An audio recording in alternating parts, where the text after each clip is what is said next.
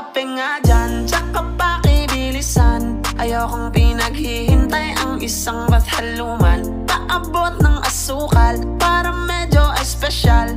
Gusto ko matamis tulad ng ngiti ni Mahal. Ngayon all goods na, sakto yung dala kong